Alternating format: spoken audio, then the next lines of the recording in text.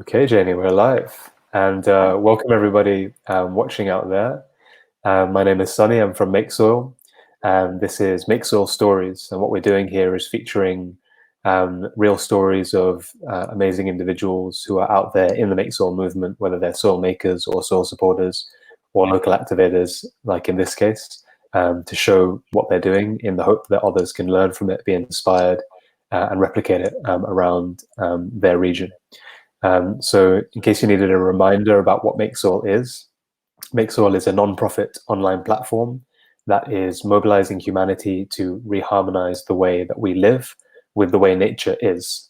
The way we're doing that is by using the viral power of the internet to give everyone in the world the transformative experience of making soil together, which converts earth apathy into earth empathy. And it also happens to build community, capture carbon, reduce emissions, and enables millions of new local food gardens, which is especially why we're happy to welcome Janie onto the show today.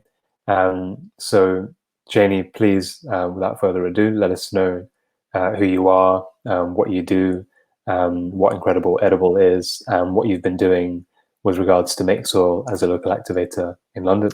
Okay, long list.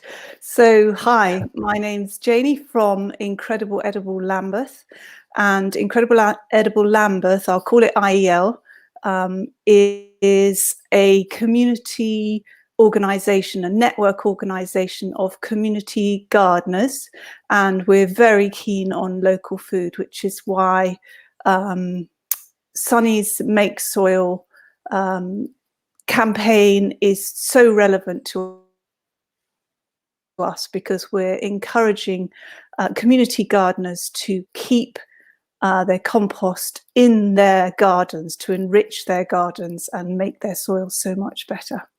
So we have 100 group members and 300 individuals. The group members all represent a community garden or a food entrepreneur. So we're all about localizing food. Our logo is "If you eat, you're in," which really is very inclusive. And right now, more than ever, it's incredibly relevant that people are learning to grow food and build food resilience. It's really shown, this crisis has really shown that food resilience is an issue, especially in an urban area, which is Lambeth, a borough in the south of London. Brilliant. And yeah, shall I tell you about how we got engaged with MakeSoil? Yeah, we'd love to hear it. Okay, so we recognised that we wanted to encourage all our community gardeners to compost more. Actually, many of them are composting already. This is a little diagram that shows the 5 gardens that we've engaged with so far. So they're all members of IEL, and we invited them to join the MakeSoil movement. And rather nice little graphic here from Dennis, who supplied us with the pallets to make the compost bins. So he gets the pallets, storage facility, his in-use reuse collection. This is him. And he then sells them to us at a very reduced rate.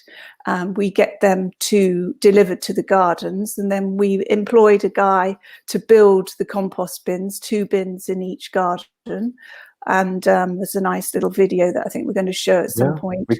We could even watch that video now. Should we show that now? Janie and people can check it out. So yeah, let's do that. I will get that loaded up here. Hopefully you can see that all right.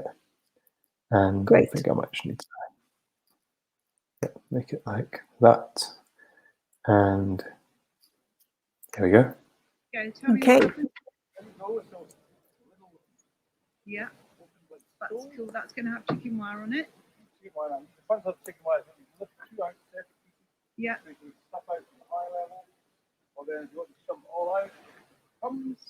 Fantastic. Love it. And then how many pallets have you used? Well, that's in 6 pallets per box, yeah? 6 pallets per box, yeah. And then we've got to get some of Hindies, some of tea Hindies, box. galvanized into rust, and quite a few screws Yeah, screwing together, but screws more robust than nails as well, so they'll last a while. yeah, And that's mesh, good. galvanized mesh, Yes. and good. stapling. We're looking at the most efficient way of fixing them. More robustly, but yeah, Brilliant. good design.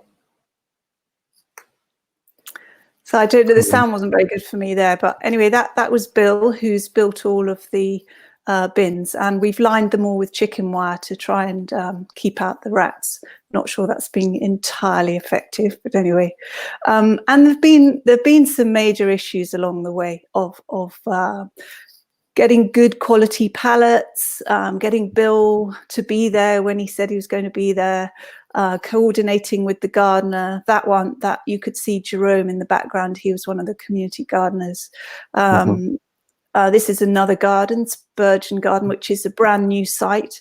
Amazing development. They've found this basically a complete wasteland on an estate, and they've totally turned it around, and they're very happy to get new compost bins.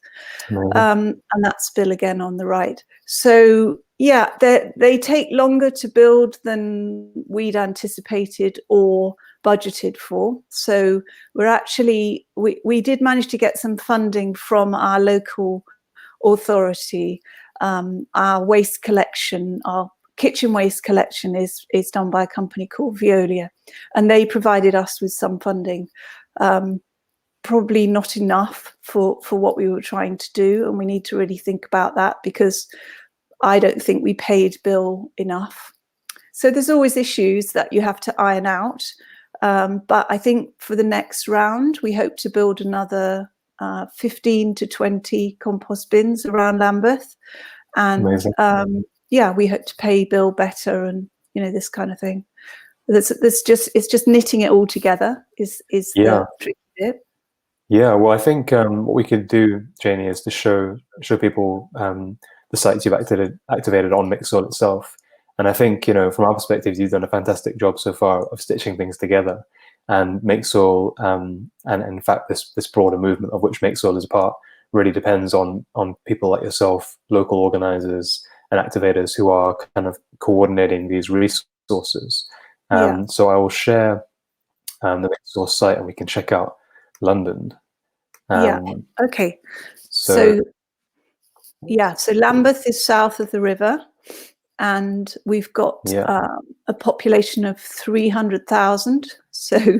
And there are hundreds of small patchwork gardens all over Lambeth. Ruskin Park, they are on the boundary of another borough and are in transition, but they've got a lot of bins. But Brockwell Park is an amazing community greenhouse. Gypsy Hill Secret Garden was the one I just showed you, with the three standing in front of the bins. And Gypsy Hill's right down in the south of the borough, and Carmelita was where we had the video. Yeah, there's Jerome in front of those two. So what are the issues? I would say one of the key issues is encouraging more people to come to the site. I think there's a lot of on the ground activism, people talking to each other. Veolia, the sponsor, wanted us to put notices up, and we were in the process of doing that actually just before lockdown.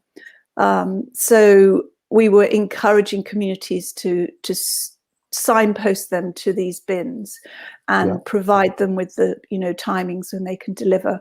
I don't think people are sufficiently using this platform to engage with the whole concept of making soil. That's something we need to kind of promote more and work on. And I think it'll always be a mixture, because a lot of community gardeners are not big internet users. They're older people, and they just wouldn't think of coming to this platform, but they're very keen on using the kitchen waste. So we just build it slowly. It's a slow process. Absolutely. And I think really, I think you've done a fantastic job. Just the basic elements of activating soil sites, finding soil makers who are going to be responsible for the soil site, finding a bunch of old pallets, finding someone who could knock them together into a bin which looks quite impressive, getting local government funding to actually support that. And then once those are in place, you can use MakeSoil and other tools to slowly but surely engage more residents and get some of the young people who are on the internet, for example, working with those older community gardeners, just to get more engagement around it. And I think you've taken so many of those steps already that it's a great example to people out there watching. Yeah, well, it's exciting. And I think as soon as people realize that their kitchen waste is being trucked out of the city to a site where it's processed, you just think, well, this is bonkers. You know, it's more travel, more transport. Let's keep it in the city. Let's enrich our gardens so we can grow more food and become more food resilient. I think it's about understanding that we've got to enrich our soil. Many of these gardens are on quite degraded land, and this is a really good way of improving their soil. Absolutely. Well, thank you so much for sharing that story.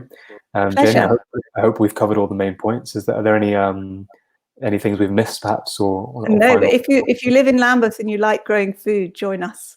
That would be my main message. Perfect. And thank you. And just a reminder for those watching that if you'd like to engage more with MakeSoil and generally be part of this movement, please share this video post on your own personal page and any groups you belong to.